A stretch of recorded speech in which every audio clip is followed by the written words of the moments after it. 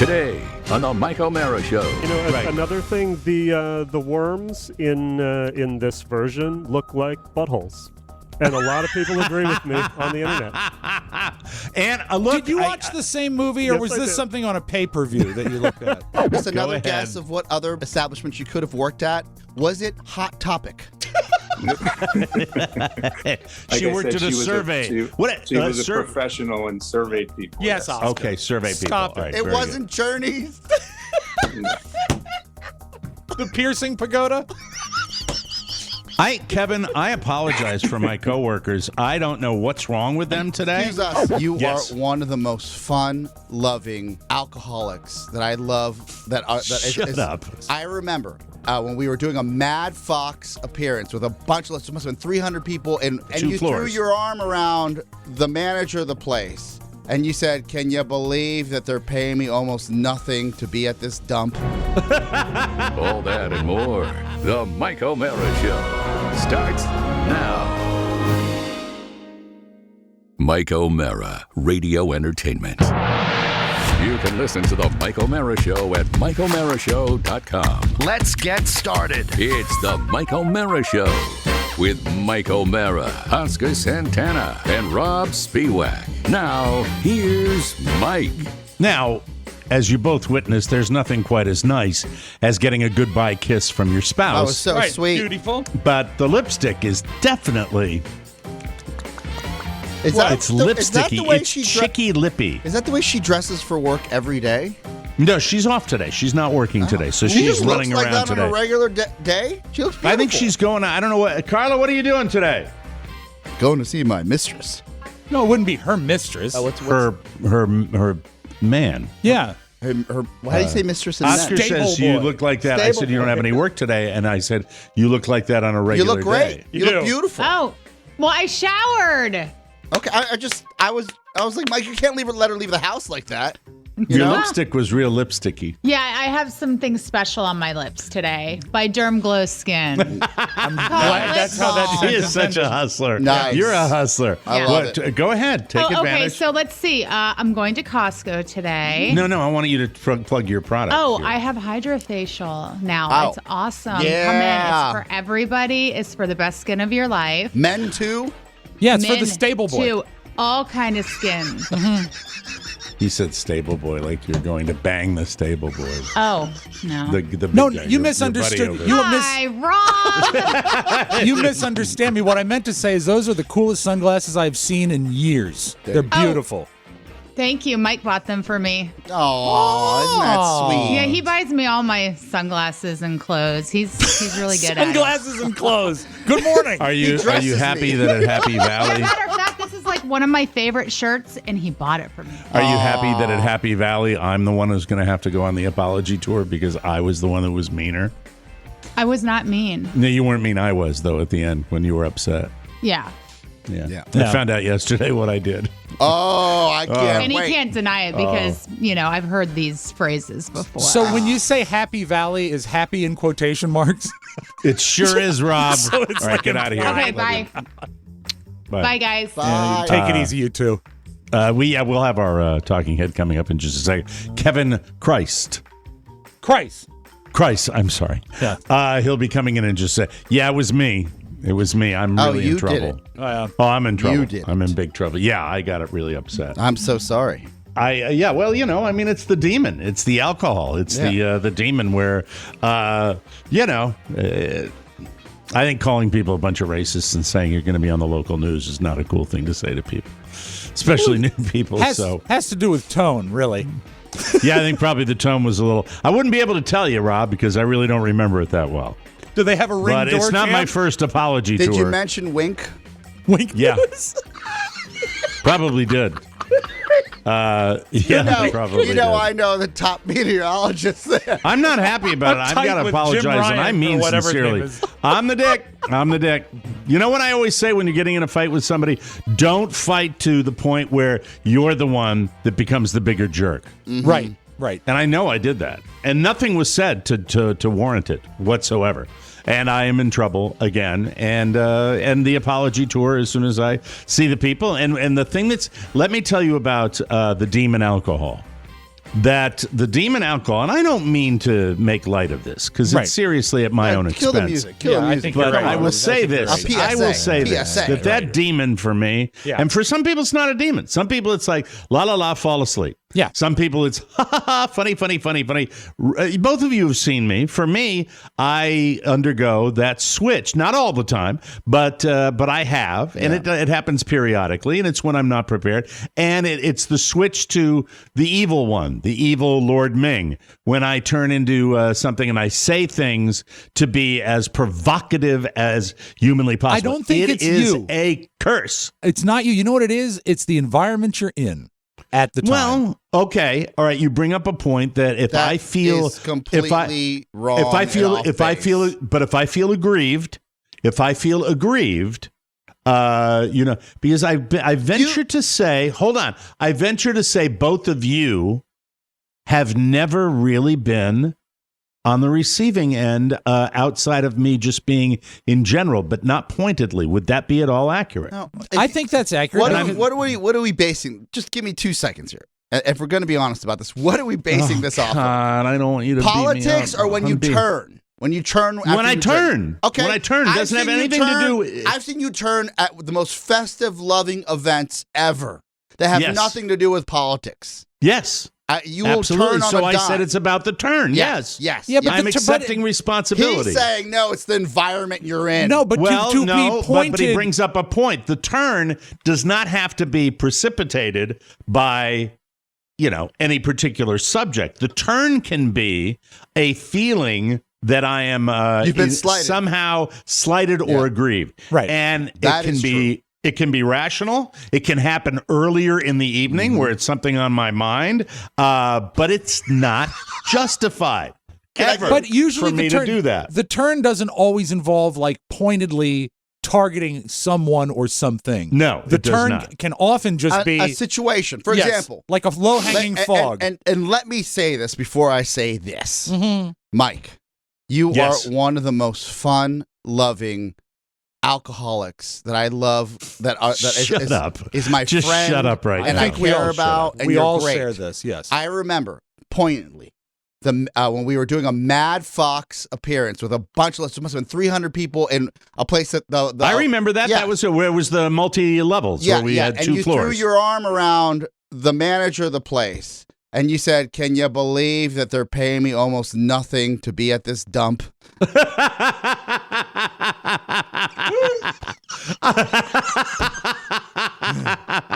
Now, that is kind of a combination of... well, you know what that is? but that's not the turn. No, that's not the Yeah, turn. But that's like when you see a purplish green sky before a tornado.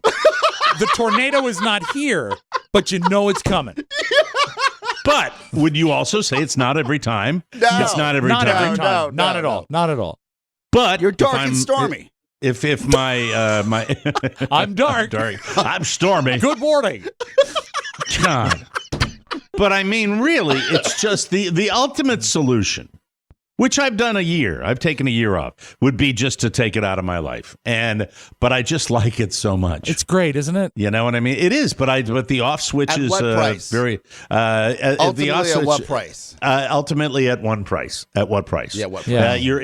And it's not like it's as part of my life as it used to be. No, So no, that's no. that's another problem, is because I don't know how anymore. And so that tells me that maybe I shouldn't. I don't know. It's just I didn't want to be here at this space again. And every time I say that, I end up getting to this space again, and it's terrible. And in its worst form, people do horrible things. You Right. hear about it all the time. We have it on our kicker on the news all the time. So it's, but I, once again, mea culpa. I do not have a problem with, if I have a hazy memory about things done and said, nothing done, but things said, of trying we've all to been seek there. forgiveness. Sure. We've all Well, I've been heard that there. from people too, We've all been there. and then that's true. But it still makes me feel like crap. It's a gnawing feeling in the gut that happens. And I was reading an article about Alan Cumming going to visit Gore Vidal. and all these men that like the company of men that were hanging around together, and how Gore would just get to the point where he would just be mean. Yeah. Mean. And a turn would occur, name. And Count Gore. But anyway, so that's I'll keep you posted. I never have any expectations. How many people were at the table that you must apologize to? A ton. We'll start with the phrase, "Hey, buddy." That always works. Yeah. Hey, buddy. Hey, buddy. Yeah, right. That'll work. That'll be a great idea. But, yeah. What about sending them some flowers or candies? I don't know what to do yet. I haven't processed it. An array of baskets. And I've only handled the person who was next to me and met that person. How did that work out? Great. Yeah? It was fine. Not great. Because I was, because then you get the rehash. Isn't this and I'm like, great? The secretary in Ferris Bueller's Day Off? Yeah. When he's talking to, and I go, We got to get that sound effect. The bottom line, God, I don't wish that from my kid. I really don't wish that from my kid. I'm going to try to steer him away from all that. But other than that, it's a pretty nice little Wednesday. There you go. Hump day. God. You want to run away. You want to run away and hide. Yeah. You want to run away and hide. And anybody that's done this knows what I'm talking about. And for those of you that never have, you are blessed and congratulations. For me, it's the chip. And it's I don't think it's common in necessarily Irish people exclusively, but you certainly hear about it with Irish people, and Sure. I've certainly I think seen it with many family members. I don't want to paint with a broad brush, but the majority of our audience who does drink knows what we're talking about. Not because of you, but they've done it themselves. Everybody We've all has. made an ass of ourselves in one way or another. And some people honestly have made an ass of themselves enough to say, I can't handle it. I'm done. Yeah. I don't think I can. And I don't know. I don't want to lie and say I'm prepared. I've talked about it before. I don't know. But I mean, it's just for a long time. It's not worth it to me. I don't enjoy it. So, here's what I said yesterday. I was talking to a buddy of mine at the same place. Okay. And I'm saying, I don't think I've ever come in the day after and go, man, that really worked out. I'm so glad I drank that much. Because that worked out so well. Right? Has anyone ever said that? No, you never do that. But you know what? Never. Almost every time the night before, you're saying, isn't this great? Oh, yeah, absolutely. So I don't, but you gotta me pay the is piper. more, with me, it's more of I'm in a defensive crouch most of the time, trying to high road it. And then as the inhibitions get lower and lower, I decide to engage more. And then by the time I'm done engaging, I'm usually pissed off. Mm-hmm. And that doesn't bode well. Doesn't bode well for the world. And when I was talking yesterday on the show about a dialogue, having more, I certainly didn't help the cause. Not one little bit. And at the time I was saying that, I didn't know that I would be the one that was the guy. And I'm talking about this for therapy because I need to talk about it. You. And, and it's just it's not a good place to be in. And is there a safe place? Is there, is there a safe place? Yeah. In my, when I come through my front door or with us. Yeah. We're safe. with you guys. Yeah. I mean, to be perfectly honest with, I'm not going to try to get maudlin here or sappy here, but my wife and I have had a lot of discussions about being around positive people. And I think we tear each other apart, but I think that we have a structure that is in general conducive to love and support. I do. I think so. We have each other's backs. Right? Yes. Absolutely. I think it goes beyond, off after air. the off air. Absolutely. It goes beyond, doing our jobs. Yeah. And it's been, all of us probably could be doing something else. Mm-hmm. And we choose to do this because I think it gives us maybe a little more than just when the microphones are open. I don't think there's a person sitting here, and I don't mind telling the listeners this. I don't think there's a Rob or Oscar or Mike that are here solely because we are paying our rent. No. I think there are more reasons involved in it. And Pony is here. Pony is here because it's Wednesday. I love this healthy, healing environment that we have here. Well, Can I be honest? You're here for the same reasons, yes, Pony. He is. Yeah, he is. Absolutely. With all the crap you take, the bottom line that you have that some people have your back here, and I hope that I'm one of them. I truly do. Yes. You are. Yeah, absolutely. I did get a note from a listener that said after they heard the exchange on Monday, where they heard, and if you haven't listened to the show, shame on you. Yeah, You should boo listen to you. that program. Where they said he wasn't seriously upset about coming in for 3 days of a workday, 3 hours of a workday, and I said, "Oh no, I think he was, because I talked to him after the show to confirm with him if he was okay, and that he wouldn't have to do that, so he wouldn't jump out of the 4th story window here at the building." What was so Would be great is okay. after Oscar had that after show talk with Pony, Oscar comes up to me and says, "It wasn't that bad, was it?" Well, that's what we do. I know. All right, Yes. let's bring in our talking head, Please. shall we? This is, Rob said, our Halloween talking head. Is that because it's Halloween week, or is there something significant to the talking head? That, Right, both times. Ooh, Yes. cool. Very exciting. Kevin Kreis. Kreis. Kriess. Kreis. Kevin Kreis. Christ, he's a good talking head. Jesus Christ. I'm sorry. Kevin has been with us since literally day one, when instead of Charlie and Harrigan, 2 new voices came out of his clock radio. He was shocked to hear a lengthy discussion about phlegm, which was gross. But from then on, he couldn't stop listening. He started taping full episodes to VHS tapes and eventually installed a VHS player in his car. At the time, Kevin was working in D.C. as a patent examiner and issued several early Microsoft patents. That's a big deal. Yeah. He attended many WAVA promo events, that is back in the day, and once shared a Halloween beer, here we go, with Mike O'Mara at Champions in Georgetown. All these references are the Wayback Machine. In a Mike O'Mara Champions in Georgia in a flamboyant costume. Was he in the costume, or was I in the costume? He was vague. Anyway, he dated not 1, but 2 Redskinettes. Ooh. Wow. Kevin is the owner and curator of, the Living Dead Museum, which is the world's only zombie museum. I like that. Located in the Monroeville Mall in Pittsburgh.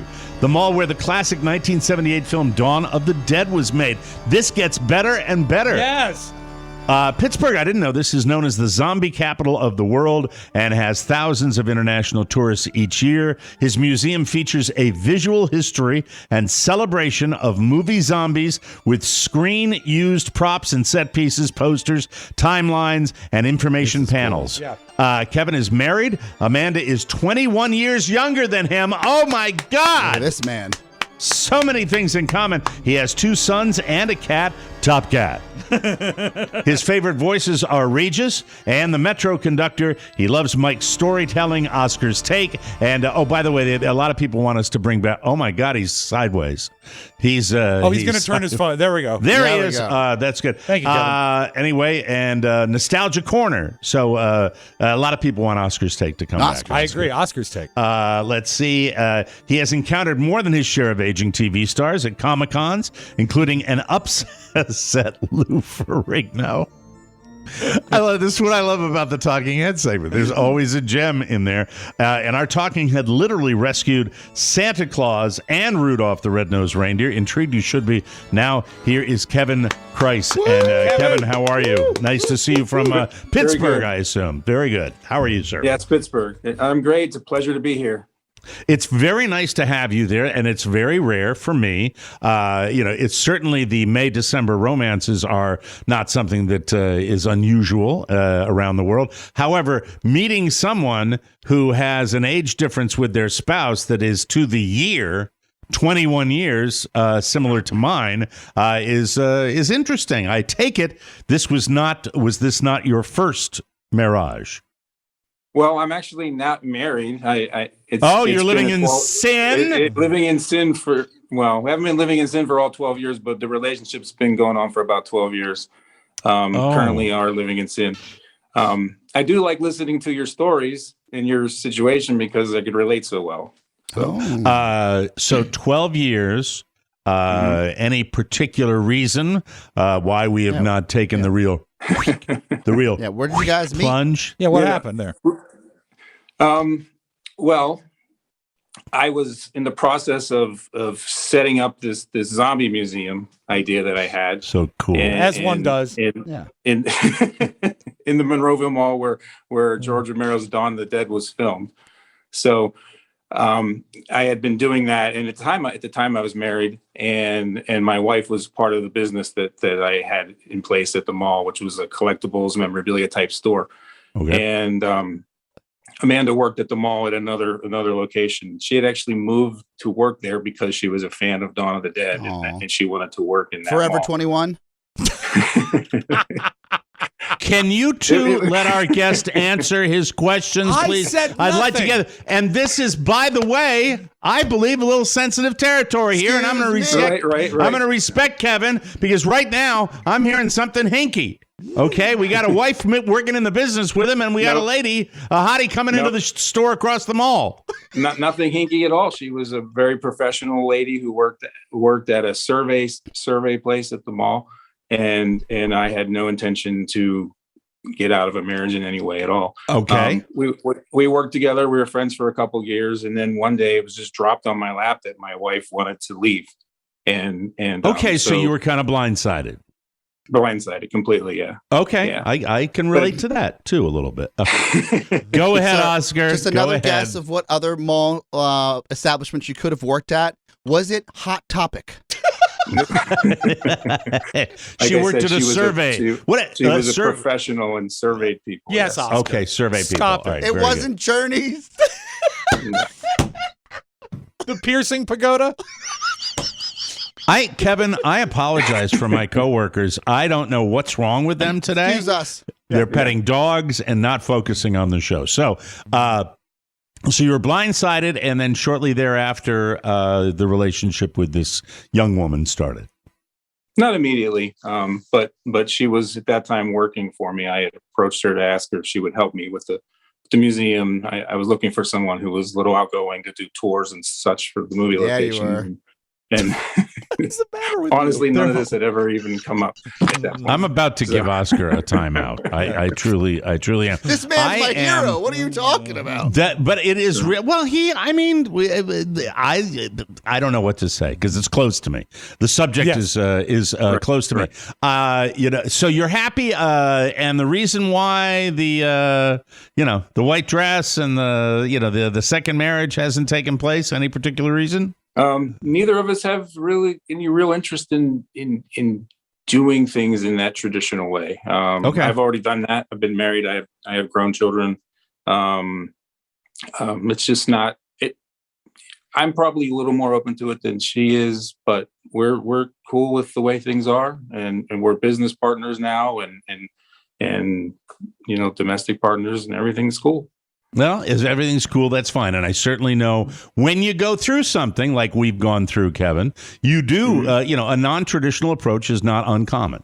And people tend to do that. Or you can be like me and you suddenly jive into a relationship and someone says, well, I think we should get married. And you go, then you get married. And then that person says, well, we should have another kid. And I'm like, and then I have a kid. So that's my world. So lots of laughter. But no, I just thought it was so impossible. Impossible. It's just impossible. It was impossible. And then look at me now. Then the joy of, my kids are my favorite human beings in my life. And to have another one and to see him get along and get excited about seeing his sisters coming into town for Thanksgiving is a blessing. Not much that gets better for me. In my world, that's at the top of the heap. I'm so excited about having them all here that it's spectacular, and I'm more excited for my son than I am for me. It's very cool. So that's my world. Having a zombie museum. Now, I thought about the other day. Zombies in general, the idea of Walking Dead, and what's that? 400 seasons they've already had with Walking Dead because it's become, that dead coming to life theme in modern society has caught fire like nothing else. I mean, as far as our pop culture. So when you were starting this museum, how far were we? Were we far along with the Walking Dead deal? I know you got the George Romero movie, but that goes way, way back. But zombies are hot and have been hot for a while now. So The Walking Dead was not anything as a TV show in the workings at all when I come up with this. In fact, I've been working on this in my head for many, many years since I was a young man, because my hometown and my family cemetery is the cemetery that they used to shoot Night of the Living Dead. Cool. In 1968. And prior to that film, zombies weren't a thing. They were literally not even a thing as far as what we know them to be today. It's the only one of the classic movie monsters like vampires, Wolfmans, Frankensteins, whatever, and zombies. Zombies are the only more modern creation that comes from film, and yet all the other ones came from old literature. True. So the whole idea of the zombie thing came from that one movie, Night of the Living Dead, in 1968, filmed in my hometown. And I've always wanted to give the credit to Pittsburgh and that town, and specifically, be proud of, Pittsburgh is known for sports and steel, but I wanted to make Pittsburgh known for zombies as well. And that was my idea when I had come up with it. And my kid, talking about my kid before, my 8-year-old, I mean, it's all zombies all the time. I mean, that's what he is most aware of. And it's interesting how you say the modern monster. So how does your museum work? How do you monetize it? How do people come in and pay a ticket to go through the museum? How does the whole thing work for your business? Yep. There's a ticket, there's a gift shop, the combination of the gift shop and the ticketing is how it's monetized. We also run events, annual events called Living Dead Weekend, where we bring in all the actors from all the different horror movies that were filmed in Pittsburgh. And it's like kind of like a pop culture convention where people actually travel from all around the world, because this is such a big thing right now in other countries as well. So we have people flying in, and so that's a good way to monetize it, because that's a big burst of things all at once where everybody's there, and we have a whole thing built around it. So there's ticketing for that and autographs and such. It is really impressive because there's a YouTube tour, a walkthrough that you can see what, a taste of what he's got there. The presentation, I didn't know that. Where would you just go to YouTube and you can search it? You can search the Zombie Museum. Zombie Museum? If you Google Living Dead Museum, you'll get lots of videos. Yeah. Okay. But it's so funny because it's in a mall. I mean, it looks like there's like a Hecht company and an Auntie Anne's down the hall, but you go in there and it's a fully Hecht company? Are you going to go with Hecht's back in 1970, Rob? Is that what you're doing? Bloomingdale's. So, but Montgomery Ward. It is such an immersive experience, and is a collection of what's your favorite actual prop, because you've got so many of them. Can I modify that question, Rob, a little bit? Because I was going to say, what is your big C draw when they come in? Is there one particular big draw? What's the big thing? Both questions. The answer to both questions is the same answer. So Dawn of the Dead is filmed in a mall. It is this mall, and the entire mall is the museum in a way, because it's the set for the movie. Yeah, that's the mall. You can literally. When I first opened the version of the museum 12 years ago, it sort of functioned that the museum is the mall and we're the gift shop for the mall. And then it's grown because I've had, all these relationships with the people who made the films over time. And so we've acquired most of the stuff that's in the museum now has all been acquired in this last 12 years. That's awesome. And there's a pivotal scene in Dawn of the Dead in the elevator in the mall where one of the main characters goes into the elevator, door shut. When the doors open again, he's a zombie, and he's and it's a big climax of the film. Elevator itself was removed from the mall about 12 years ago when they did some remodeling, and I acquired the whole elevator piece by piece, took all the pieces, saved them, and then reconstructed it in the museum. So now people, when they visit the mall and they can see all these places where the movies were shot, some of the places that don't exist anymore now exist again inside the museum. Wow. So can you press a button and open the elevator door and see it and stuff like that? Yeah, the door's open. There's a zombie, there's like a, Rob, you'll like this. There's a little bit of a wax museum aspect to the museum, because there's full-size zombie figures standing around. So we have a replica of that particular zombie, the elevator zombie. in the elevator when the doors open. That's so cool. That is so cool. The Living Dead Museum in Pittsburgh. Everybody's got to go there and check it out. And this is why I love the Talking Head segment. Never in a million years would I think, hey, there's a guy that owns a Living Dead Museum that listens to the show, has listened to me back since the WAVA days. And, that's just so cool. And I would imagine adding things, subtracting things every week from the Living Dead Museum's got to be a pretty fun gig, right? And the museum's doing well? Yeah, it's going very well. We just purchased a 1970 Harley Davidson electric glide with a sidecar that's used in the movie. The actual motorcycle in the movie, in the scene where the raiders come into the mall and chaos ensues, and the motorcycle's driving around shooting zombies. And the guy who owned the motorcycle that did the stunt driving was just a real biker who really had this motorcycle, and he had it all these years, and he just came up for sale. And so I just purchased that. I'm restoring it now, and that'll be our upcoming new exhibit. That's very, very cool. I want you to, before we let you get out of here, I want to hear about how you literally, first of all, Lou Ferrigno, and then I got to ask you about how you rescued Santa. But you said a very upset Lou Ferrigno. Tell me about that. So one of the aspects of my memorabilia collectibles business is vending at Comic-Cons. And so the big one is San Diego Comic-Con. And I was vending there one year. And as you can imagine, it's chaos and people are everywhere, and it's very difficult to get a taxi.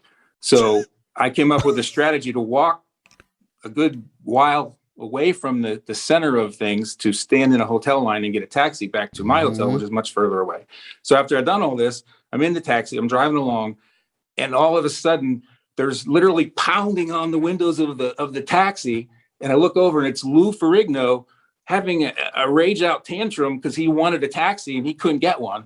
Jesus. And that's a scary guy. He's pulling the Incredible Hulk is pulling an Incredible Hulk on you. And he's literally pounding on the door like in the show. And the taxi driver is like, let's get out of here. And I'm like, I go, yeah, so, and then we drive away. And then the taxi driver, I said to the driver, you know who that was, right? That was the Incredible Hulk. And when he heard that, he goes, oh, that's my son's favorite show. Is it okay if we go back and get him?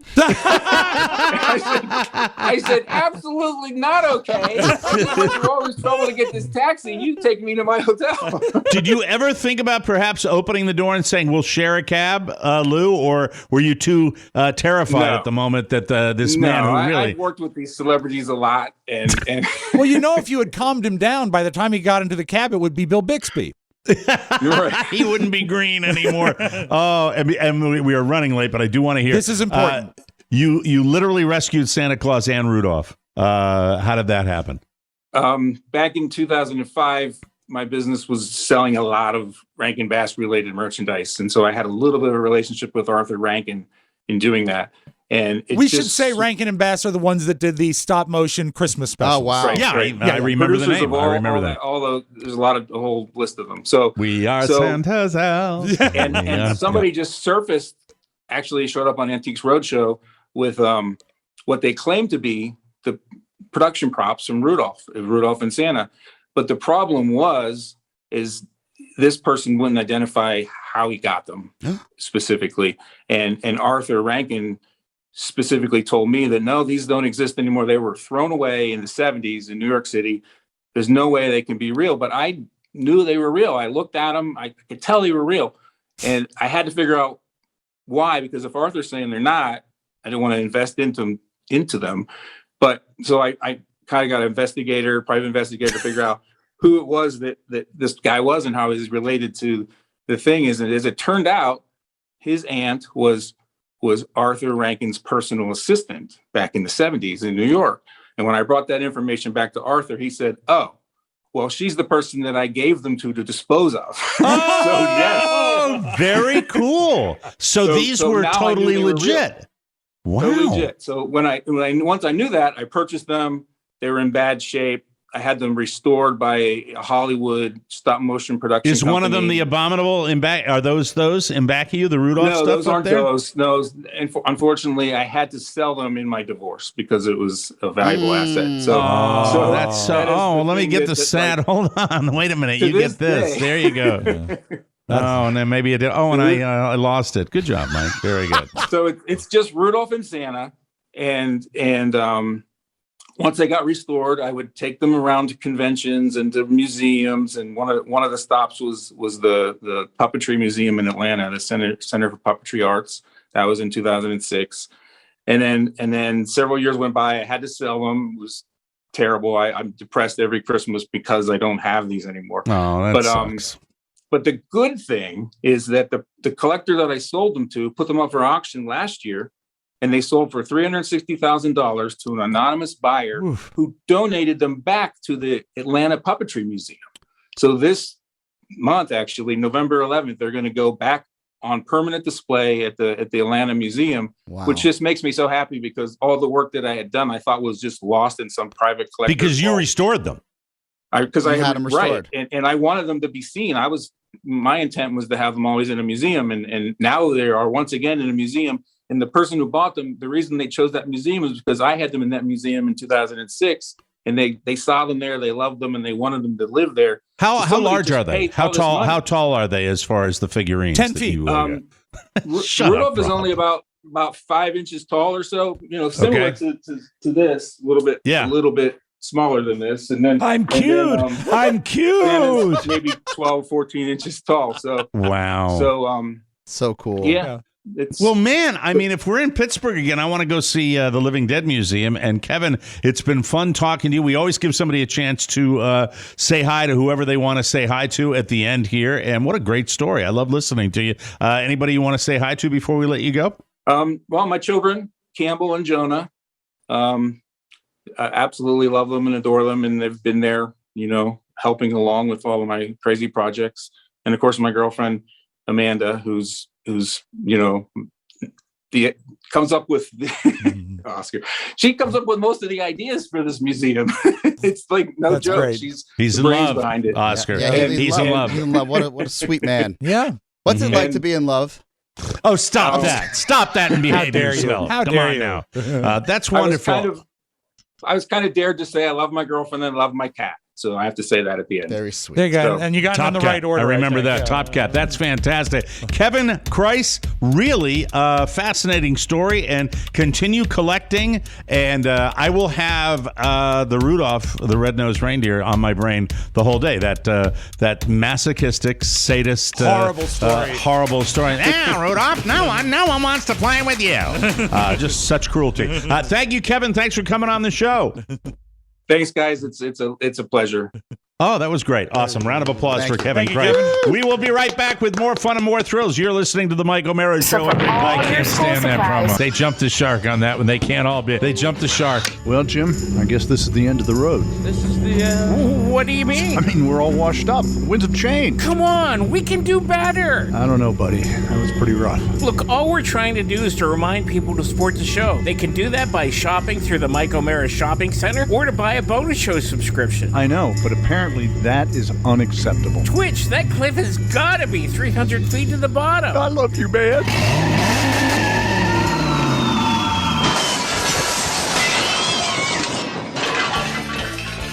Wow.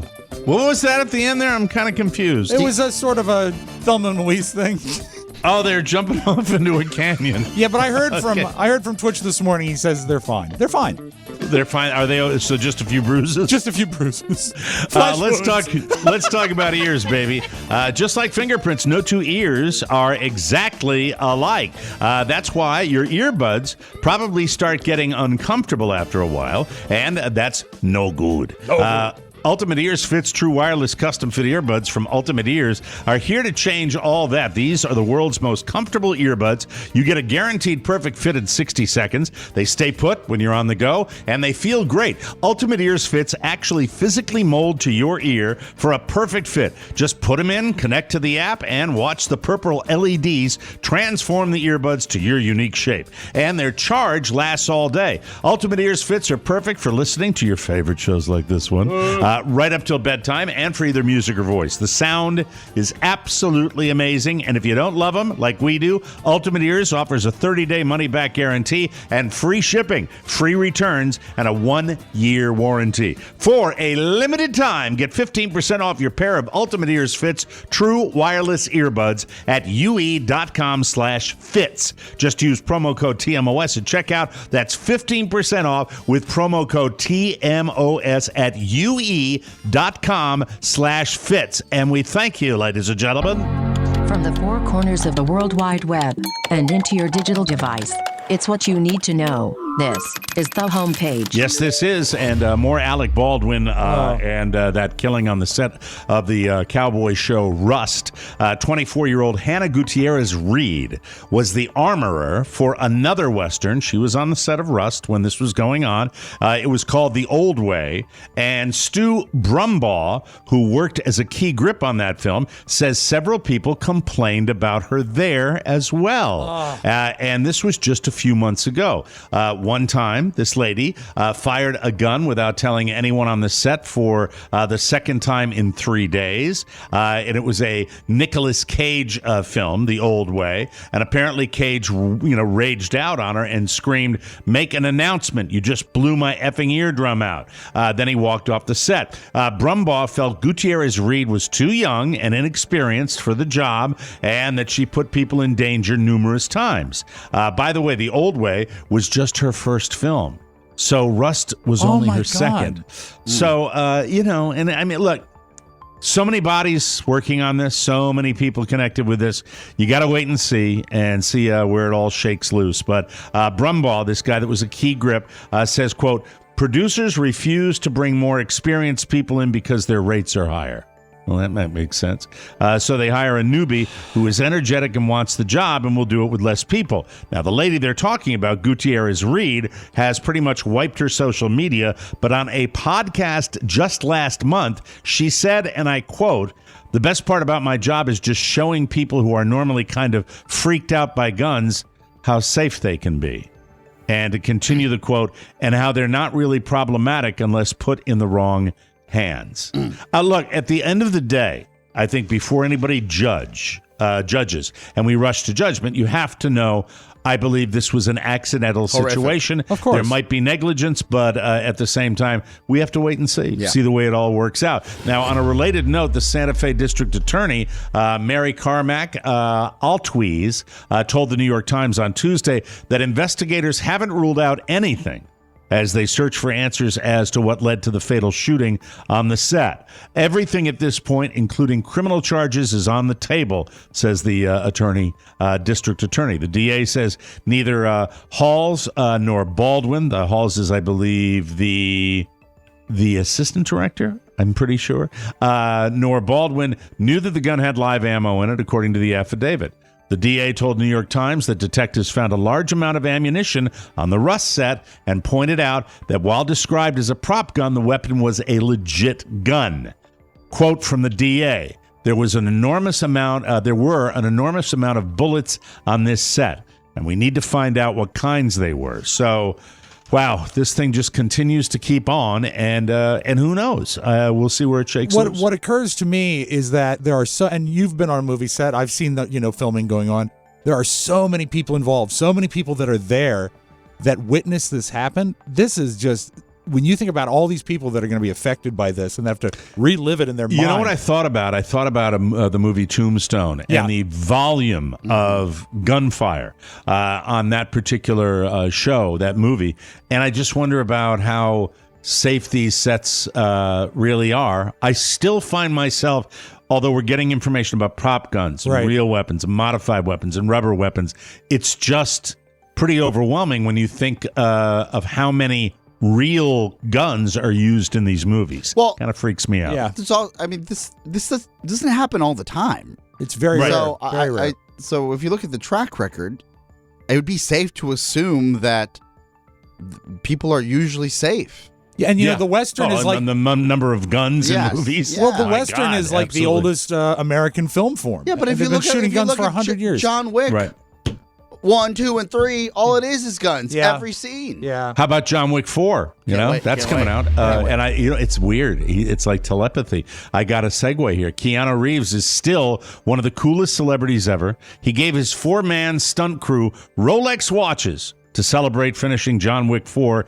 in Paris. Each watch has an etching on the back that says the John Wick 5 with the stuntman's name and thank you, Keanu JW4 2021. That's a cool gift. That's classy. One of the stuntmen called it, quote, the best rap gift ever. Another said, quote, got that new, thank you, bro, KR. That's Keanu Reeves. The third stuntman said, look for it on eBay. eBay, so it'll be going to the Living Dead Museum. The best part of Halloween, as we know, for parents, is when your kids finally go to sleep after Halloween, and you can pick through their candy stash while getting lit. I'm listening. So what type of booze pairs best with Halloween candy? A new survey found that wine is the number one pick. Most people think it pairs better with candy than beer or mixed drinks. I'm inclined to agree with that. If you were going to really have an alcoholic beverage with candy, you'd probably go with What wine. about sour Skittles and a mango hard seltzer? Come to Robb Spiewak's Halloween night. The poll also looked at which types of candy go best with wine. Chocolate-based candy, of course. I mean, wine, it's that they bring chocolate out for that. Followed by fruity candy and nougat-based candy. I think nougat is sort of on a downward tide. You don't hear a lot about nougat anymore.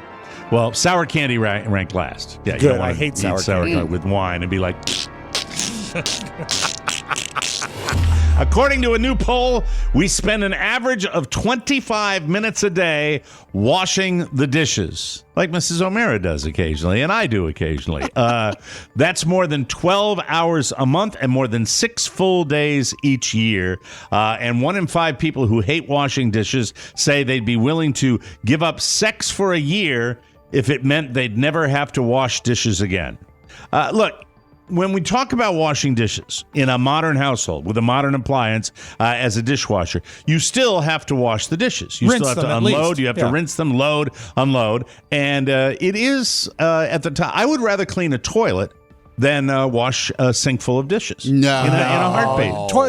The dishes is so easy. And you know what? I wash my own toilet. It's my own, leavings there, so I don't have any problem. What if you eat out of the toilet? Thank you, Rob. Brilliant. Thank you.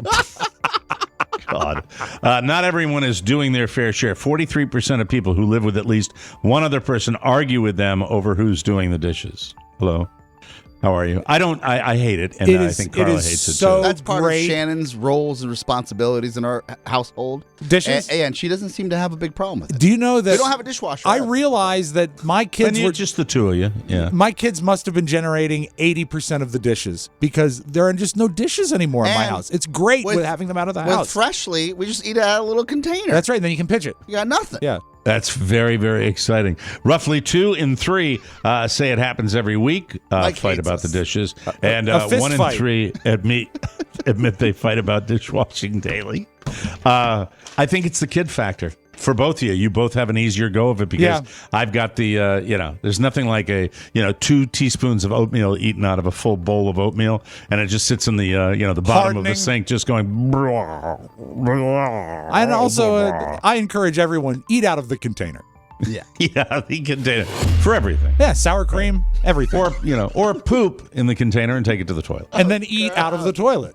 And now a little something. A father in Cincinnati got angry at his son over the weekend because he wouldn't stop playing guitar, which isn't that weird, except that the dad is 79 and the son is 50. Fred Hensley Jr. had been jamming out for over an hour and refused to stop, so Fred Sr. lost his temper, grabbed a gun, and threatened to shoot him. Then he actually followed through with it. He claims he was just trying to shoot the guitar. Okay. But obviously guitars aren't bulletproof, so he ended up hitting his son in the side, somewhere in the stomach or rib cage area. Jesus. Dad.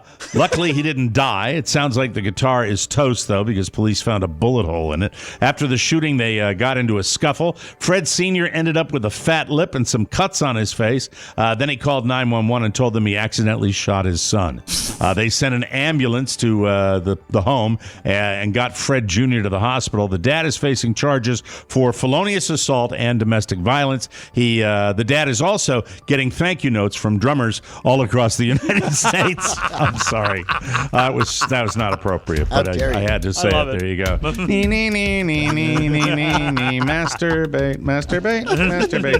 Masturbate. Anyway, we got to take a break. We'll come back and talk about something because this is the Mike O'Mara Show. Whoa, everybody.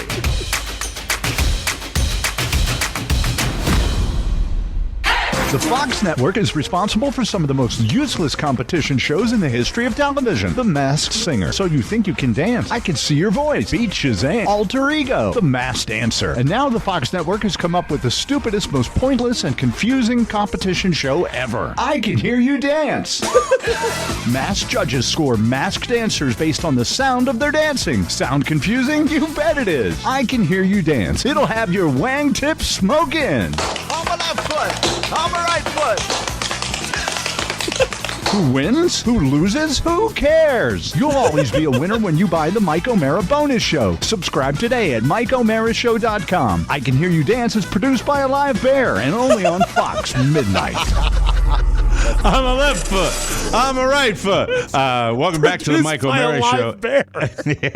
If you've got a small business, you know that there's nothing more valuable than your time. So stop wasting it on trips to the post office. Stamps.com makes it easy to mail and ship right from your computer. Save time and send letters and packages for less with discounted rates from USPS, UPS, and more. Since 1998, Stamps.com has been an indispensable tool for nearly 1 million businesses. Stamps.com brings the services of the U.S. Postal Service and UPS shipping right to your computer. All you need is a computer and standard printer, no special supplies or equipment. Within minutes, you're up and running, printing official U.S. postage for any letter, any package, anywhere you want to send it. Plus, you'll get exclusive discounts on postage and shipping from USPS and UPS. Once your mail is ready, just schedule a pickup or drop it off. No traffic, no lines, no bother. Bother. Cut the confusion out of the shipping with Stamps.com.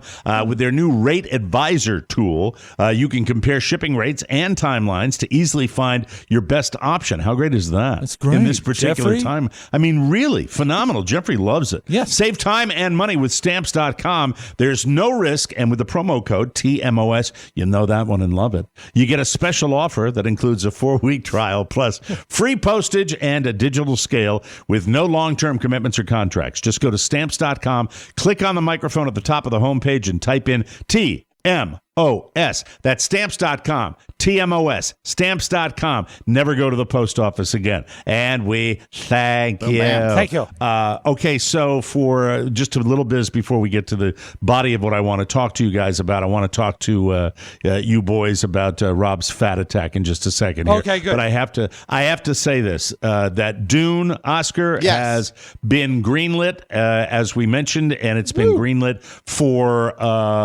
2023. I think that's 2. when we'll be Dune 2. Dune 2. Yes. Follow up to the remake of Dune, which just stopped. And I was blown away. I was like, wait a minute. There's a lot more going on here, including that love story with the blue-eyed girl. This isn't gonna shock you, but I was not aware as a foreigner that there was a Dune OG. I thought this was a big film. deal. It was a big deal, the old Dune. Yeah. My parents never exposed me to the original Dune. You didn't read the Frank Herbert novel? No. I think the original Dune movie is pretty fabulous. I think it's really amazing. And the scene, Oscar, where the little robotic needle comes out, the little robotic bug that's going to kill him, similar. to the one that you saw an homage recently. To the original. I think the original, and Pony, I think you agreed with me, right? The original a little bit better in its own way, right? Yeah, there were little things about the original that they did better. Like, for example, the Baron was so much more so much better. in the original. The Baron is this amazingly ugly guy in the original. Yeah. That and it's played by Skarsgård, I think. I forgot what his Alexander first name is. Skarsgård? I'm not sure which Skarsgård. But a great actor, but much more underplayed than the evil Baron. And Pony, would you agree the two henchmen are better in the original Dune too? I agree. His sons are much better. Wasn't one of them Sting? Yeah, I think that's right. Sting played one of the Sting evil the musician. Yes, Sting the musician played one of the Harkonnen sons. Whoa, that's super evil. And I think Batista now, right? Isn't he one of the? Was great. Yeah, he played. Okay, this will clarify. You've seen Midnight Express, right? No. Oh my God, we're so much older than you. No, you're not. Rob, have you seen? You've seen Midnight Express? Of course, yeah. Uh-huh. All right, the big guy, and Pony, you remember this? The big guy that is the prison guard. In Midnight Express, that was the same guy that played Harkonnen's son. Yeah, he played the role that Batista has now, and infinitely better. Would you not agree with that, Pony?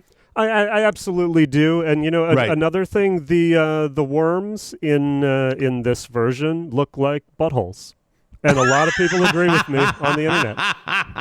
And look, did you watch the same movie, or was this something on a pay-per-view that you looked at? They are, and now that we're talking about a comparison between the old Dune and the modern version, I think the worms were better.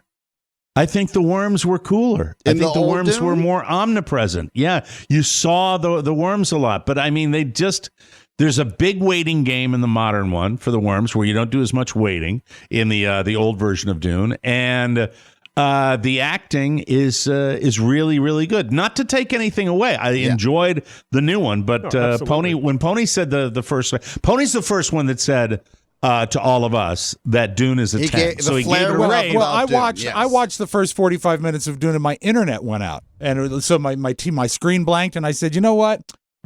I've had enough. Did you find it unpleasant? It was unpleasant, but I also Are you telling the truth? Isn't that really a way of saying, my kid's homework got eaten by the dog? No, this is the honest to God truth. My internet went out. The TV went blank, and I said, that's enough. But I do say that it was spectacular to look at. I did watch it on my big screen. Cinematography was great. I would love to see that. That would be one that I would go see on the big screen. I would have watched that in the theater. I would have, yeah. I mean, just based on the scope. And not wanted my money back because it was beautiful. But I'm also, now that I know that you made it to the end and you felt dissatisfied. Well, it's like literally, sad. it's like ending the movie in the middle of it. Yeah, as far as I was concerned, that's why we're gonna get the sequel. We're out of time here. We got to take a break. Right. When we come back, tease your fat attack because I want to know. My fat what attack happened. has to do with candy and a cleaning woman.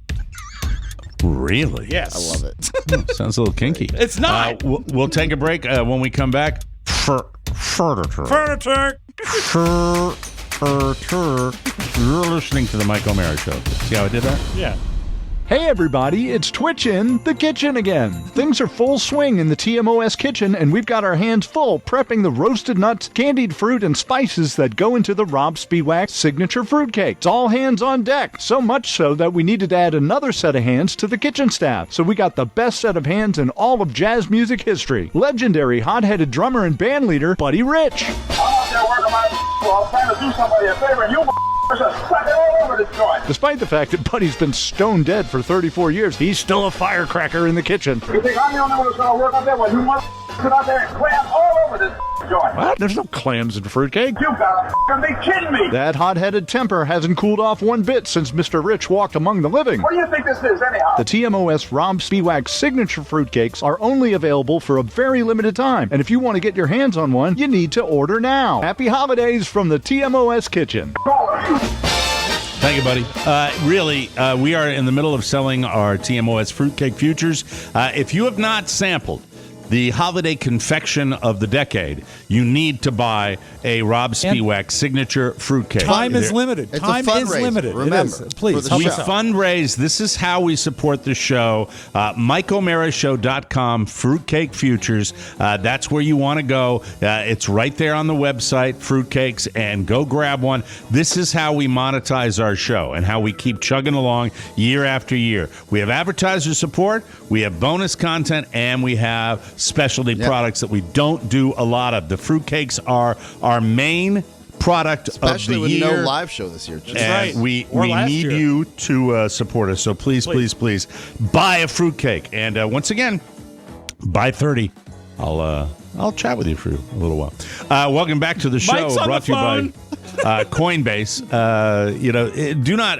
This is really something that I need to know more about it. I get more curious about crypto every single day. At some point this week, we're going to have Oscar talk about cryptocurrency. It might feel like a super secret or exclusive club. Coinbase believes that everyone everywhere should be able to get in the door. Oscar, with Coinbase, it's a good way to start and figure it out, and they kind of guide you through the whole thing, right? My greatest regret is, and I'm happy for my father, who got into cryptocurrency through Coinbase, but my greatest regret is literally just second guessing my gut, as you've got Bitcoin at all-time highs, Ethereum's killing it. It's volatile, but Coinbase makes it easy to understand. Yeah. And learning to buy and sell, they make it simple, as Oscar said. They offer a trusted and easy-to-use platform to buy, sell, and spend crypto. Plus, they support the most popular digital currencies on the market and make them accessible to everyone. They offer portfolio management as well and protection, learning resources, a mobile app. You can trade securely and monitor your crypto all in one place. Millions of people in over 100 countries trust Coinbase with their digital assets. Whether you're looking to diversify or just getting started, visit the website and check it out. It's a great time to get started. For a limited time, new users can get $10 in free Bitcoin when you sign up today at Coinbase.com/TMOS. That's Coinbase.com/TMOS for $10 in free Bitcoin. This offer is for a limited time only, so be sure to sign up today. That's Coinbase.com/TMOS. And thank you, Coinbase, for sponsoring our show. All right, Fat Attack time, everybody. Fat Attack.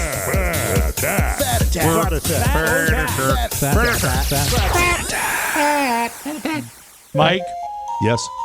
It was during the pandemic when my mother issued this phrase. She said, Rob, sometimes you eat like a toddler. I said, what do you mean? She says, well, look in your fridge. You've got fruit punch. You've got Uncrustables. You've got applesauce in little squirt containers that you can eat. This is you? This the is kids me. are out of the house. Yeah, I do like all these things. You like the applesauce in the little squirt bottles for children? Well, it's an easy single serving, and also if you get a big jar, sometimes it goes bad. But I do love applesauce, and that's pertinent to the story. It is. It's convenient.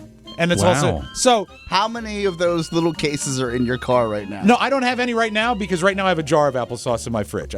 But I thought you were going to say. I never knew the applesauce thing. I make applesauce sometimes. I love applesauce. It's good. It's a great side dish. I think it is an old-fashioned side dish for dinner. You know, like it's great with pork chops and applesauce. It goes great with fish. Applesauce is good. But when I was growing up, my grandmother used to do a thing where she would warm applesauce and put in like a tablespoon of cinnamon red hot candies. So it would turn the applesauce pink, but also make it taste like cinnamon, right? Yeah. Okay. Now, as a sugar fan, yes, I think that's kind of cool. It's excellent. I think that's kind of fun. And I was talking to my mom about it, and she says, yeah, that's really good. And also, when the applesauce is warm, it makes it more of a solid side dish. So my mom and I were at the grocery store a couple weeks ago, and we were looking for cinnamon red hot candies, and they didn't have them at Giant. And I said, okay, let's go to Safeway.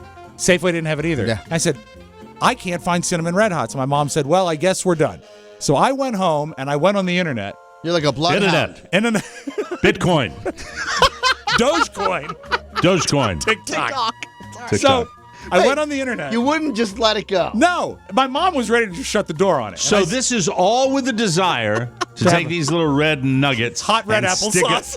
Hot red and stick them in applesauce. And you won't let the supply chain get you. No. So I'm on the internet and I look around and I said, here's something you can get the first thing I found is like a cake decorating tube. Mm-hmm. And it's like maybe 2 tablespoons for X number of dollars. I said, that would would put a Band-Aid on the problem, but it's not really what I need. So I go deeper, and I find that I can buy 4 pounds of Ferrara Pan cinnamon Red Hots, and the unit price is much cheaper if you go bulk. So I said, you know what? Ferrara sounds like a company that has other confections. Yeah, I think they make a lot of... they make the panettone. I think they make a lot of... The Bolivian panettone. Like, I think Ferrara Why Pan... when you say it, though, you don't sound Bolivian. You sound like you're talking about a social club in Brooklyn. They make the panettone. So I think that Ferrara Pan, Pony, if you can Google Ferrara Pan, I think they make a lot of hard candies. So I order 4 pounds, and I said, but you know what'll be funny? Since my mom has already let it go, I'll have it shipped to her house. And that way she will unexpectedly get a box, open it up, and there'll be 4 pounds of Red Hots. Ha, ha, ha. She'll pull her back out. Well, no. So she's going to get a bag that looks like fertilizer. Well, no, out on her it's front actually, stoop. Mike, it's 8-ounce bags. Wow. So wow. Manageable. I mean, you'll never run out of Red Hots your whole life. So I ship them to her, and I wait, and I wait, and I wait, and she doesn't say anything. She doesn't say anything. And finally, I call her. I said, get anything in the mail lately? And she says, oh, yeah, I meant to tell you about this. She had also ordered a special sort of wood cleaning soap for her floors that was to be used by her cleaning lady. She has a cleaning lady once a month to come in and do floors and stuff. Yeah. And so when the cleaning lady came, my mom handed her this box that had come in the mail and said, please use this on the floor. Yeah. And the lady walked away and came back with a bag of Red Hots and said, looked at my mom and said, "Kay, scrub your floors with candy." Okay. But it turns out the soap came the next day. All is well. I split the Red Hots with my mom. And you know what, Mike? Ate the Red Hots in the applesauce. Fabulous. Worth the wait. I want to ask you some questions about this combination. Okay. All right? And we don't have much time, but I have to ask you, when you're talking about eating the Red Hots with the applesauce, yes, I would imagine that it's probably best if you are cooking your own applesauce. Yes. Right? Mm-hmm. What's the and then ratio? You sprinkle these. And what is the ratio? Yeah. And how do you do it? Do you put it in regular jarred applesauce? The time I did it, I had, I believe, Mott's all-natural applesauce. You're such a brand person. And, you're such a suburban. Mott's applesauce. Yeah, but you see, if I hadn't said it, you would have said what brand. I can't win here. You didn't go. You can't win here. Your life is hell. You're living in a gulag, Rob. So I'd say about a cup and a half of applesauce in a small saucepan. Bring to a simmer. Add, I would say, 2 tablespoons of cinnamon Red Hot candies and let them dissolve. And they will impart a red color. So there's no texture from these Red Hots. They completely dissolve. They dissolve. They add sweetness and a little bit of heat because they're, it's cinnamon. So they make a sweeter applesauce. That's why you can buy an all-natural unsweetened applesauce and not feel the burn. Let me explain something about the way we think. This is sometimes when Rob and I are simpatico. Mm-hmm. When he said the thing about extra sweetness in the applesauce, the knock on jarred applesauce for me has always been, where's the sweet? Exactly. I didn't know that was a no knock. Mm-hmm. Where's the sweet ain't there? Mike, if you go with like a White House brand cinnamon applesauce, you get a little sweet, but it's still not there. You're right. But organic the sweetness with the candy in it, Mm-hmm. with a little bite, a little heat, with a little heat in it, has got to be. Tell me how good it is. Is it spectacular? Fantastic. It's fantastic. And also, tell me it's not fun to eat red applesauce. And do you sit there and just get a big bowl of it and just take a tablespoon and just shovel it into your mouth? I did the first time, but it's mostly served as a side dish. I would not as a side dish. Yeah, I mean, you need a protein with it. Don't be silly.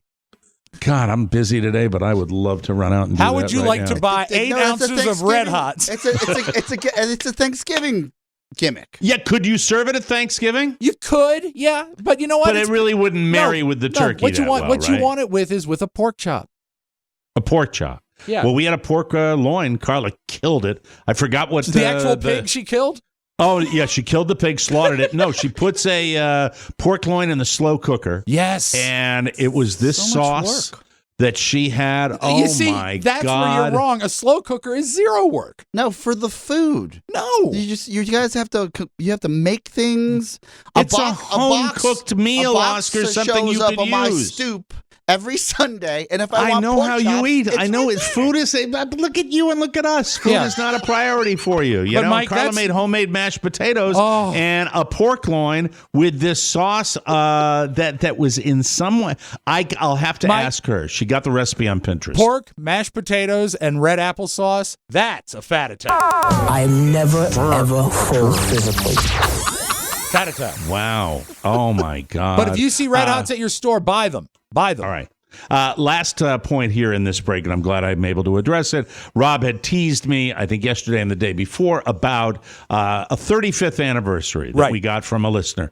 Well, I found out because I believe I was greeted by the listener. Do you want to tell the story? I wanted to surprise you, but I think it's your story. You should tell it. All right. I got a Facebook message from one Dennis P. Murphy. Yes. Dennis Murphy, he of many live show appearances. Mm-hmm. And Dennis informed me that it was 35 years ago this week that we met each other, that he came up to a Don and Mike show, I think football promotion. Yeah. Or something game along for some those reason. Giants game, I think it was, on a Monday night. Might have been the same Giants game where we ended up going to the World Series instead, and asked our listeners if that would be okay because we scored tickets to the World Series. I remember that. I remember 35 years. And so I wrote back to him and, said, happy anniversary, Dennis. I appreciate it. And isn't the 30th, I know that like the 50th anniversary is gold. Isn't the 35th anniversary trash bag full of beer? It's trash keg through a beer. Yes, it's actually a wooden stump. Oh, no. That's what it is. I have to make a hand joke about Dennis. Was this pre-shark attack or post? This was he was born. That was a lifelong. He was born with that condition. Yeah. Yes. Okay, pre-shark. Dennis, who has only one hand, likes to amuse and turn on the chicks by saying it was a shark attack. Exactly. Which I always thought was brilliant. And it was a shark attack. I think he's going to be for Halloween this year, Captain Hook again. His favorite costume. So that's it. Happy anniversary, Dennis. Yay, Love Dennis. you. Yay, Dennis. Love you. Sweet. And save your cryptocurrency update for tomorrow because I'm getting curious. I'm ready to maybe take the plunge a little bit. Yeah, I mean, I know that's me, Mike O'Mara, late to the party. Hey, I've heard good things about that Apple stock. Duh. We'll be right back.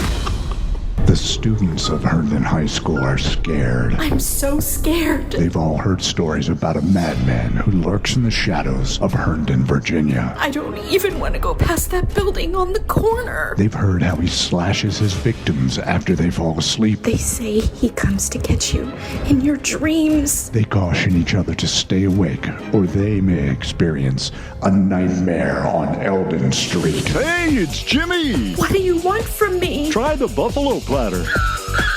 You're a monster! Say hi to Goose Cerrito. Save yourself. Order a TMOS bonus show subscription and laugh along with Mike, Rob, and Oscar. Otherwise, you might come face to face with the terrifying Jimmy Kruger. It's not a Ponzi scheme. Click the banner at MikeO'MaraShow.com and start your subscription today so you can live to see tomorrow. It'll be okay.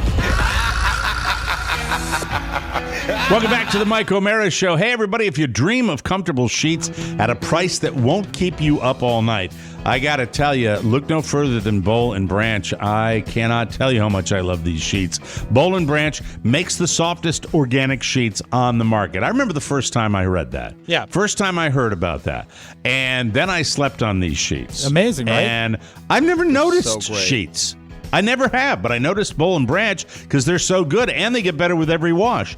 Comfort isn't their only standard. They only use 100% sustainable raw materials, and as the first fair trade certified manufacturer of linen, you can feel as good about your Boll & Branch sheets as they feel against your skin. The signature hemmed sheets from Boll & Branch are a bestseller for a reason. Buttery soft, lightweight, organic cotton and a classic sateen weave for sheets that get softer over time. Not too hot, not too cool. The perfect year-round sheets for most sleepers. When you take these out of the washer and dryer and you put them on the bed, baby, you're there. Yes, Rob Spiewak. They don't even mention this in the copy points. Carrie flipped over the packaging. They are beautifully packaged, and she's actually saving the box. So these make a great gift. You look like a big shot. It's wonderful. Yep. Boll & Branch focuses on quality over quantity. No inflated thread counts here because more isn't always better. I have Boll & Branch sheets. I have for years. They're on my bed right now.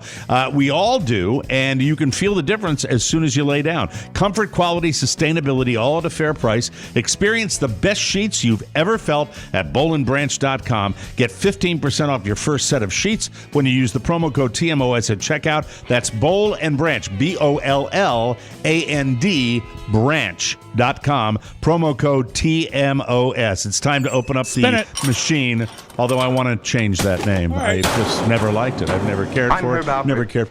And you know, I make a living playing this. But this pen could really take care of my future if I use it right. Herb Alpert just visiting the dumpster, Mike. Yeah, what's he talking about with that pen? What the hell was that going on? What was that? When he was talking about what he played, he was pointing at himself, if you catch my meaning. Oh, I get it. Yeah. Okay. That's interesting. That's very, very disturbing. All right, Rob, what do you have for us today? Well, we didn't get to it, and hopefully we can get to it tomorrow. Just wanted to say a sad farewell to Bob Newmeyer. Great sportscaster. Oh, yes. Tomorrow, can we... Bob Newmeyer was one of the best play-by-play guys ever in the history of the NHL. Was the play-by-play guy for the World Hockey Association New England Whalers. And you saw Bob Newmeyer on the network. He did a lot of horse racing stuff with the Kentucky Derby. NBC guy. How old was he when he passed away? Not terribly old. I think it's in his 70s. We'll have the answer for you tomorrow, but obviously too soon. But the reason I bring it up, he's the voice of the world-famous Brawl in the Mall tape. That was. You want to play a little of it? Just here? a taste? Yeah. That song I just played was called Brass Bonanza, and that was put out by the Whalers on a 45 RPM record. On the flip side of the 45 was the play-by-play of Bob Newmeyer describing the fight. He was one of these high-pitched guys like Doc Emmerich that does the national games when they got into what was at the time, and I think still holds true, as the World Hockey Association record for penalty minutes, and a bench-clearing brawl where Bob Newmeyer and Bill Rasmussen, he founder of ESPN, this is a long time ago. It was mid-1970s. It was April 11th, 1975. And they are doing, I'm a kid, and listening to this, and it was so special. It was so much fun. Here's just a taste. We'll play the full thing tomorrow. Jack Ferrera and I talked about Bill Butters, a conspicuous absentee in period number 1. But the first shift, he's out there drawing a minor penalty. Larry throwing some punches at Larry Plow. Larry Plow went after him, too. And that gives you some idea. If you're a regular follower of the Whalers. Well, now Brackenberry and Selwood want to go, and here they go. Brackenberry and Selwood. And it goes on, but I think it needs to be said. I can't wait to hear that tomorrow. If you're a hockey fan, if you don't like fighting in hockey, you're not going to enjoy it. They put a fight out on a record. I love it. I love it. All right, so I'm flipping around channels yesterday. It's 8:15, and I say, oh, gosh, World Series on. Let me see how it starts out. I turn on, and they're already, the Braves are already up by 2, 15 minutes into the game. Here's the first batter of the game. I'm sorry, let me pause that. Here is the first batter of the game. Here's one slammed into left field. How about that start to the World Series? Soler will take the trip, and he puts Atlanta up 1-0 with a first swing of the Fall Classic. So the Braves would end up winning 6-2 last night, and it was never any doubt. How do you feel about that? They lost their star pitcher, though, with a shot up the middle off of his leg, so that's not good. It's the Braves. It's the Astros. How do I feel about it? Don't care. Have you ever heard, Mike, of a TikTok duet video? Is that where somebody posts a TikTok and then there's a companion TikTok? What happens is it's a split screen. It's like a split screen reaction one, and I loved this one. A lady went off on Gordon Ramsay's theory on making grilled cheese. So Gordon Ramsay screened her reaction video of making fun of Gordon Ramsay, and he makes fun of her. So this is very, very sort of complicated. You'll understand it when you hear it, but here's Gordon Ramsay reacting, and he's a very funny man. Hey, Gordon Ramsay. Yes. This is what melted cheese on a grilled cheese looks like. Yeah, that's good. Not whatever you call it. Oh, hold on a minute, girl. No, I was in Tasmania. They didn't have grills in Tasmania. Grilled cheese using Asiago and Romano cheese. Okay, maybe I didn't put it in the pan long enough. I was in a rush. To improve on it. So you're going to show me how to do a perfect grilled cheese. Let's go. Which is close enough to Romano. Good. Nice. Now, in my opinion, Gordon cut his bread too thick, so I cut my bread a bit thinner. Now you're complaining about my bread too too thick. Bread with a lot of butter, but I didn't add any. That's all we had in Tasmania. Thick slices of bread. Now, Gordon also added some kimchi to his, so I added some to mine as well. And spoiler alert, it overpowered the Oh, come on. You don't like the kimchi either? Instead of cooking mine in a super hot pan, Go on, what do you do? burning my bread, I cooked mine over medium-low heat. Of course you did. Side, then when I flipped it, it was 10 minutes? Girl, I didn't have 10 minutes each side. That's 20 minutes for grilled cheese. Show me. But just call me next time. Tell you what, though, it looks good. Okay? I love the fact that he can let himself, because you were the one that introduced me to Gordon Ramsay. You watched the chef show, Hell's Kitchen, right from the get-go. And so you watch him, and he builds this persona of being a super dick. Full Wellington. Yeah. Full Wellington. Get the F out of the kitchen. But when you see him actually having a good time, it's so pleasant. It's so funny. He has a sense of humor about it. I love it. Danny's got, and I love his scrambled eggs. There you are. Perfect scrambled eggs. Yeah. All right. And what those celebrity chefs are primarily is if you present it, you could say anything with the authoritarian nature. What I like to do with my scrambled eggs, I like to chop up a live mouse, sprinkle the entrails into the scrambled eggs. There you have it. There you are. Perfect scrambled eggs. And Mike, we'll close with this. I have always been a fan of Anderson Cooper for a lot of reasons, not the least of which is the fact that he never traded on his family name. You're attracted to him. And he's beautiful. Yes. Okay. Very good. Mike, piercing blue eyes. Yes, but absolutely. His mom is Gloria Vanderbilt. And this is the late Gloria Vanderbilt. Right. She's a resident of the dumpster. But the thing is that when she was on her deathbed, he needed to help her keep her spirits up and did something so nutty that it makes me love him even more. Here's Anderson Cooper talking about what he did for his mother. My mom died when she was 95, but like around the time she was 91, she was getting a little depressed. A lot of her friends were dying, and she works as an artist as well, and she wasn't painting. So I thought, how am I going to get her motivated again? So I introduced her to Instagram, which she thought was like magic. And I got her on Instagram, and then I created an account for her artwork to get her out of bed and paint. And she was like, well, who's going to deal with the customers? My mom was like, well, you should invent a character. You can't do it as yourself because you can't be like, hi, I'm Anderson. What size frame do you want? Right. So my mom took great pleasure in this. And she was like, okay, why don't we invent a lady of a certain age named Monica, and who's a longtime trusted assistant, and you be Monica, and you answer all the DMs on Instagram to buy my artwork. And that's what I did for 3 years. Wow. Yeah. I would be Very well done. A nice son. Literally, I'd be in Loved his mama. Baghdad, and, I'd be like, would you like a laminated white frame? Yeah, as Monica. And people would be like, what's it like working for Ms. Vanderbilt? I was like, oh, she's so lovely. So there he is, trusted newsman and Monica Anderson Cooper. That's your digital dumpster. Have a good Wednesday, everybody. That's a sweet way to end the show. Thank you all very much for listening. Hey, we mean it when we say time is limited on the Fruitcake Futures. Yeah. We'd love you to get yours today or tomorrow. Yes. Please decide to do that. We need that sooner than later. We know it's not easy for a lot of you. This is our fall fundraiser for TMOS. If you love us, please go ahead and grab one. And did we mention they're amazing? They're so spectacular. Good. So good. You can put them in the freezer and you can take nibbles out of them all year long. That's it. We got to get out of here. For Rob Spiewak and Oscar Santana, Mike O'Mara saying so long, everybody. Thank you, Kevin Kreis, and goodbye. Ciao, ciao. Want more? Make sure you check out the Mike O'Mara Bonus Show. Get it at MikeO'MaraShow.com. Mike O'Mara, Radio Entertainment. You look at the miserable globalist. You look at people like Bill Gates, and you look at people like Mark Zuckerberg and the rest of them. They are miserable slaves of Satan, and we pray for them and hope that the Holy Spirit can still touch their soul. Gonads are useful for their purpose, but they are no substitute for brains. Good night, ladies. Good night, sir.